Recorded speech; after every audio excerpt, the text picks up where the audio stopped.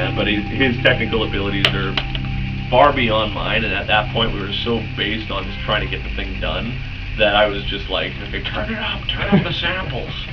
And he's just like, dude, if you turn up the samples, you lose the drums. Forget the drums. We put a symphony on that. Turn up the fart jokes. I'd love to hear the symphony on its own at some point. Well, we did this thing, when I say we, I'm always referring to myself as we. I said this last night, I think it's a way to skirt responsibility. Yeah, no, we did that. Me and Ziltoid. But I said, so for this box set, like the whole idea with the box set as well is it's like, the people who have been supportive of what I do are absurdly supportive. You know what I mean? And a lot of times labels are like, I got a great idea. You got an absurdly supportive fan base. Let's put out the same record you just did, but with a green cover. And we'll charge twice as much. It'd be great.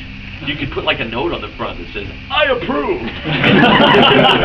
So what we did with the box set is they were going to do that. They were going to do that. I mean, they were just going to put it out as a 4 records, but I was like, let's do something else. So we put out like 8 records and like, it's stupid, right? It's like absurd, right? But it's cool, it's worth it.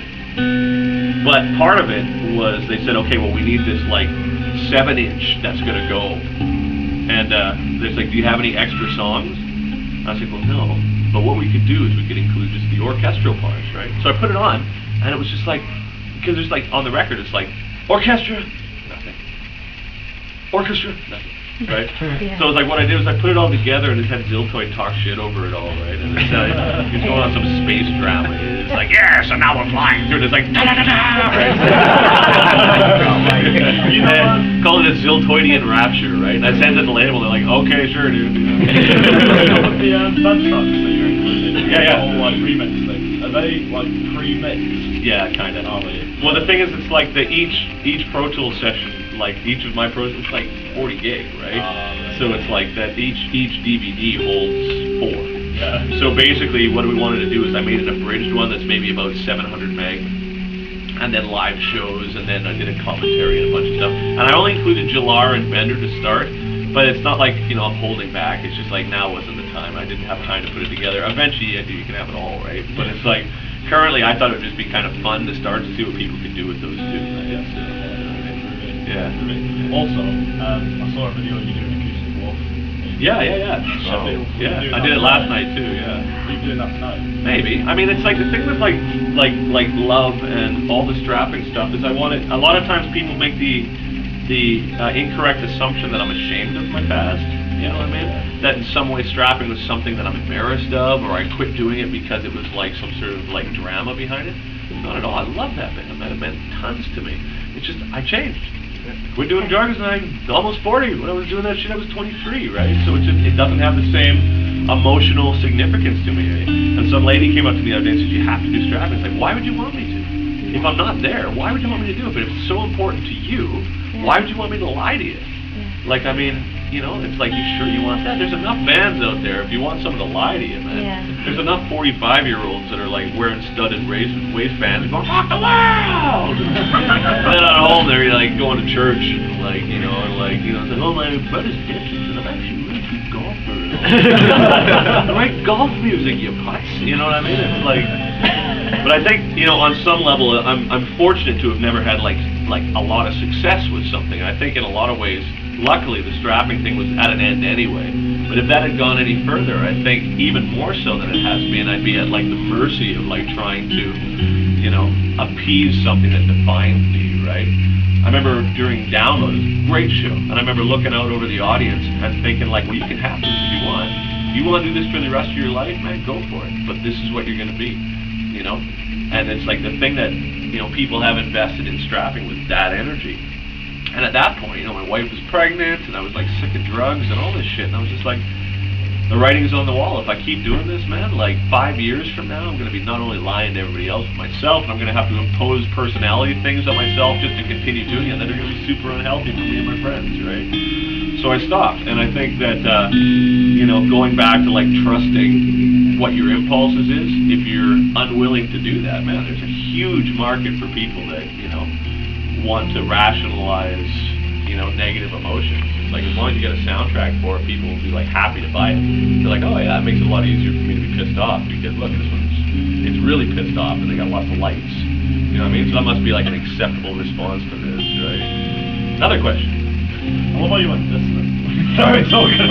But that's the thing. It's like that's the thing. It's just, your subconscious knows more than you do. You know what I mean? It's like when you dream. It's like you're dreaming about things that you don't even know. You're like, why am I having a conversation with my dad? Why am I punching him? You know what I mean? It's like, 'cause you're mad.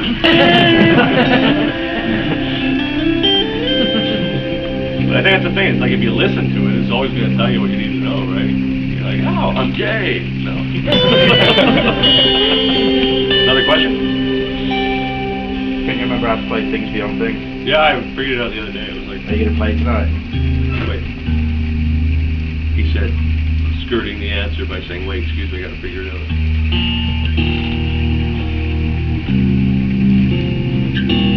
That's it. The thing with Thing Beyond Things, is it's the thing that's really thingy. Is that it's so much based on the atmosphere of it that just doing it with acoustic guitar, it's just like,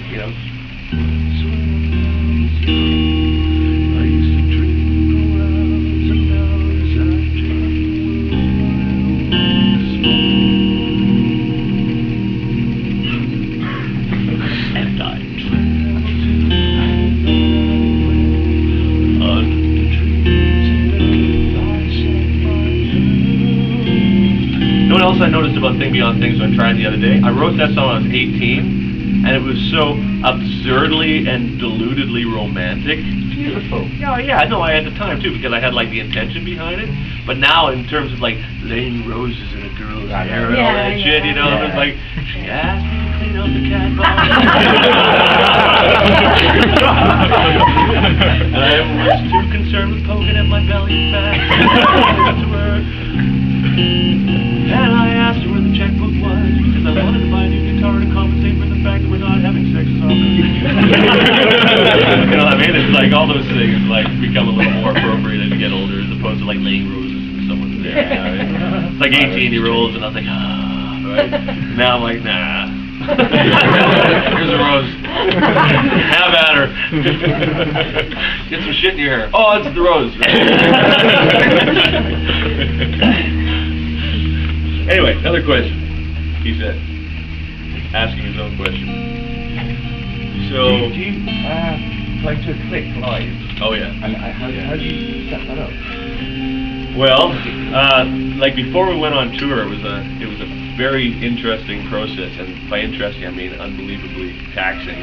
In that, in about I think 2001 or 2, we had a flood at our warehouse basement.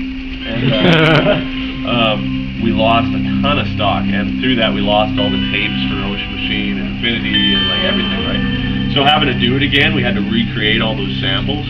We had to create all those samples, and mixing it so it works live. There's 300 songs, right? Like there's 25 or so records, right? So it's just like the amount of effort that took was, and continues to be, is intense. So anytime someone says, hey, why don't you add this song to the set, I'm like, so we go to the studio, and I'm like, what the hell did we have on there? We had vocals. What did the vocals do? Oh my god, right? Plus, we've had to do visuals for it all, because the goals for what I want to do musically is like Meatloafian in scope, right? That's why this whole retinal circus thing is going to be really interesting, right? It's going to be awesome. When the VIPs I have no idea. I don't know. Yeah. Got up ridiculously early this morning just to buy them. Have they? I sat there for an hour. Thank you, buddy. But it's alright, because I want to see the setup. I'm desperate to see how it's all put together. Well, I mean, it's like the whole thing is like, I got a cyst on the top of my head that I wonder. No, I think it's been but it's like, the thing with that is it's like, I've always wanted to do things that are really theatrical, because every time I go to a show in the past, I mean, there's been the odd show I've gone to where it's like, drummer, bass, guitar, rock and roll. Wow, that was an awesome show. Sound doesn't suck. Right on. I had a beer. That's great, right? But usually it's like, I go see Slayer play at the Commodore, and I'm like, first song, like, wow, it doesn't sound anything like the record. Sounds like shit. All right, I'm out of here. You know what I mean? It's like and it's like loud, and it's dark, and there's like your drunk buddy is standing beside you. He's like, it's fucking really great. It's these guys. You're just like, dude, man. So I hate going to shows. So when I came back into this, I thought, okay, if we're gonna do a show, we gotta make it something that, even if you don't like the music, it's gonna be cool, right? And like the idea is to generate so much money that we can blow that money in the most profane ways possible. You know, just like have 7-story Ziltoids, you know what I mean, that explode into like a sea of like, you know, Smarties or something. Hey! But I mean, just to like blow that amount of money would just be such a great middle finger to like everything, right? It's like, yeah, money sucks, man, check it out. We just took it, we blew it on this, right? So what we tried to do as well as the samples is make visuals at this stage, because, you know, that whole 7-story tall Ziltoid with Smarties in it is far from where we're at currently, right? So what we can do is me and Mike, wherever Mike is, he's somewhere here, we make visuals. I did the ones for Ziltoid, and then Mike all of a sudden got drafted into doing visuals, and now he does it much better than me, which is a problem for him. Because now I'm like, hey Mike, we're doing this song now, boy. Very alright, let's go. That really made a lot of the London shows, though, I think. But that's it, It right? added a lot of atmosphere. Totally, and I mean, especially like Keith. yeah, but that's all Mike. Yeah, like ghost projected up onto the window, that Totally. stuff. That's Mike as well, man. It's like, hey, I think that's the problem with being like talented, is eventually someone's like, oh really, you can do that, eh? But I think as well, like, you know, Ziltoid is like a big thing for me, because it's a way to project that part of strapping that I'm no longer comfortable in real life doing, right? But it's a great mascot too, right? Because you can get up there and talk shit. Except for the Addicted show where I did like 25 minutes of him doing like dubious techno songs, and even I would have to do it like, oh my god, that's way too long. But at least it pissed off the audience, so by the time we got on, they were just like, thank God! Yeah, so we played with Flint. Somebody else. What are your best, what's your best vocals, and what are you doing stagnant? I haven't played Stagnant since